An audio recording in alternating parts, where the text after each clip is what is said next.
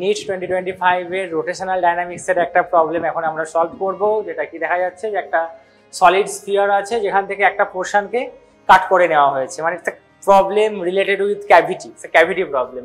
তো ওই জন্য কি করতে হবে, এটাকে ক্যাভিটি প্রবলেম সলভ করার বেস্ট স্ট্র্যাটেজি আমার মনে হয় যে যেহেতু এটা একটা সলিড স্ফিয়ার, তো ডেনসিটি কত হবে রো, তো যেটাকে কাট করে নেওয়া হয়েছে ওটাকে কাজ করি আমরা, ওটাকে plus rho comma minus rho করে দিলাম। জিরো অ্যাকচুয়ালি তো নেই, কিছু নেই জিনিস, মানে জিরোকে জিরো দিয়ে লিখতে হবে এরকম তো কোনো মানে নেই। +10 -10 করলেও তো জিরোই হয়, তাই না? তো যেটা ক্যাভিটি আছে ওখানে আমি কি বললাম, একবার প্লাস দিয়ে দিয়েছি, বেসিক্যালি দুটো জিনিস হয়ে গেল, একটা রো ডেন্সিটি ওয়ালা 2r রেডিয়াসের কমপ্লিট একটা স্ফিয়ার, আর একটা কি আছে মাইনাস রো ডেন্সিটি ওয়ালা r রেডিয়াসের একটা কমপ্লিট স্ফিয়ার। তাহলে এর ডিফিকাল্টিস ওর ডিফিকাল্টিস দুটোকে অ্যাড করে দেবো, তাহলে কি পেয়ে যাবো টোটাল মোমেন্ট অফ ইনারশিয়া। কারণ moment of inertia talks about the difficulties to rotate a body, isn't it? So এটাই করবো আমরা এখন। একটা স্ফিয়ার অরিজিনালটা বড়টার জন্য এটা আমার অ্যাক্সিস অফ রোটেশন আছে, তাই তো? তো এর অ্যাবাউটে মোমেন্ট অফ ইনারশিয়া বের করতে হবে। তো এটা রেডিয়াস কত আছে 2r, আর এর মাস ধরে নিচ্ছি আমি m1। তো এখানে আমি ফুল প্লাস, মানে একবার প্লাস রো দিয়ে নেবো, এখানটা তো রয়েছে প্লাস রো, তো ওটাকেও প্লাস রো দিয়ে দিলাম। তো ফুল বডিটা কত হয়ে গেল, ফুল বডি হয়ে গেল প্লাস রো ডেন্সিটি ওয়ালা। তো এর জন্য মাস কত হবে, মাস মানে আমরা জানি density into volume, because you know density means what, mass by volume.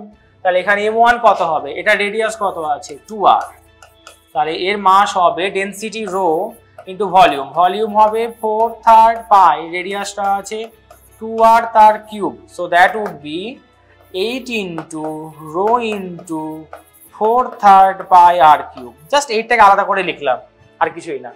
এটা তো আছে, এর সাথে আরেকটা কি আছে মাইনাস রো ডেন্সিটি ওয়ালা, যেটাকে আমি অ্যাকচুয়ালি তো এরকম তো নয় না, অ্যাকচুয়ালি তো ক্যাভিটি রয়েছে ওখানে। আমি ক্যাভিটিটাকে কি করলাম, স্টাইল মেরে একবার প্লাস ডেন্সিটি দিয়ে দিলাম রো, আবার কি করলাম ওখান থেকে মাইনাসটাকে টেনে নিলাম। তো এটা আরেকটার সাথে কি রয়েছে বলো, ক্যাভিটি রয়েছে। তো ক্যাভিটির জন্য যদি করি, এবার ভাবতে হবে ক্যাভিটির জন্য কিন্তু ওয়াই অ্যাক্সিসটা ধারে রয়েছে, এন্ডে রয়েছে। তো এটা মিডিলে ছিল বলে আলাদা ব্যাপার, এটা এন্ডে আছে বলে আলাদা ব্যাপার হবে, সেটা আমরা ডিসকাস করবো। তাহলে এখন তো আগে এর মাসটা লিখে নিই।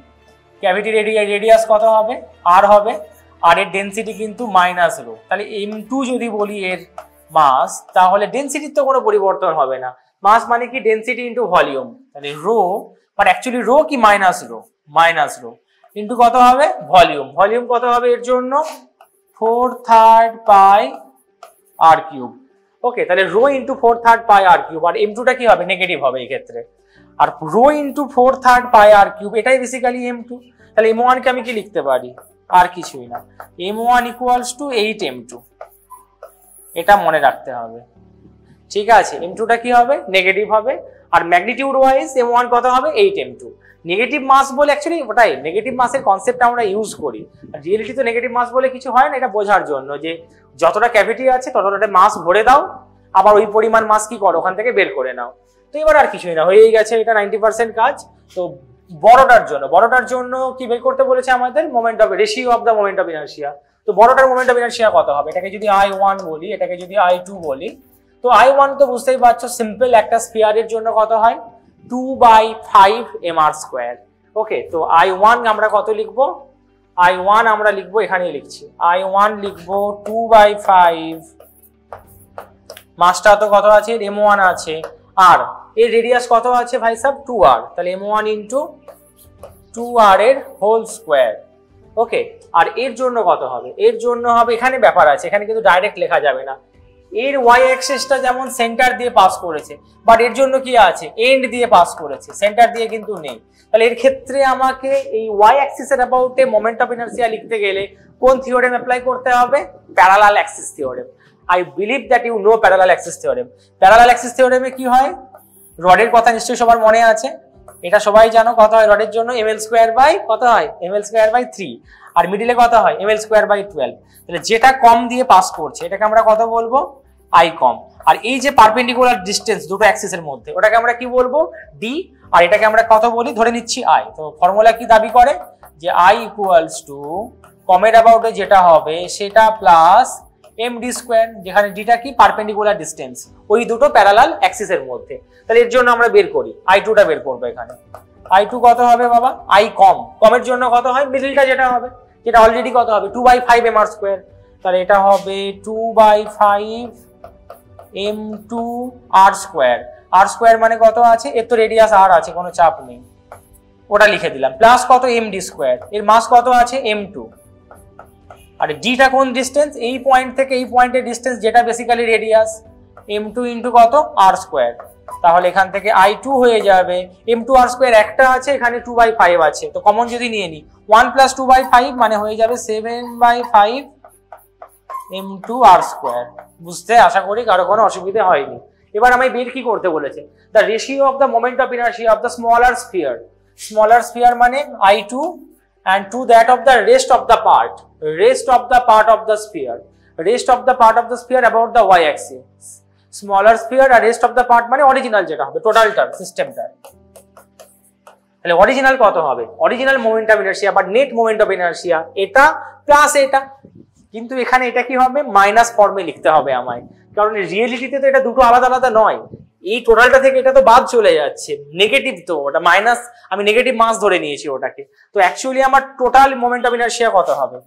I হয়ে যাবে আমার I1 প্লাস I2, যেখানে মনে রাখতে হবে I2 কিন্তু নেগেটিভ দিয়ে বসাবো। I1 কত পেলাম আমরা? 2/5 m1 ইন্টু 2r স্কয়ার। তাহলে I 2/5 m1 মানে কত? 8 m2 ইন্টু কত হবে? 4r square. ওকে, I2 টা কি করতে হবে? অ্যাড না, বেসিক্যালি এটাকে সাবট্রাকশন করতে হবে, কারণ ক্যাভিটি ওর ডেনসিটি কি আমি মাইনাস রো ধরেছিলাম, তো মাইনাস করতে হবে। আমি লিখলাম এখানে প্লাস, বাট অ্যাকচুয়ালি ওটা কি মাইনাস করতে হবে। এটাকে প্লাস না করে কি করব আমরা? মাইনাস করব। যদি কারো বুঝতে অসুবিধা হয় আমি মাইনাস একবার এখানেই লিখে দিচ্ছি, তাহলে কোনো রকমের কনফিউশন অ্যারাইজ করবে না। রিয়েলিটিতে কি হয়? যতগুলো মাস আমি যদি বাড়াতে থাকি, ডিফিকাল্টিস কি হবে? বাড়বে। তুমি একজনকে ঘোরাচ্ছ আর 10 জনকে ঘোরাচ্ছ, কোনটাই ডিফিকাল্টিস বেশি হবে? 10 জনকে ঘোরাতে, কারণ প্রত্যেকের ডিফিকাল্টিস কি হবে? অ্যাড হতে থাকবে। বাট এই ক্ষেত্রে যাকে ঘোরাচ্ছ তার বাস্তবে কোনো এক্সিস্টেন্সই নেই, তো চাপও নেই কোনো, মাইনাস করবো এই জন্য। তো মাইনাস I2 কত পেলাম আমরা? এই যে 7/5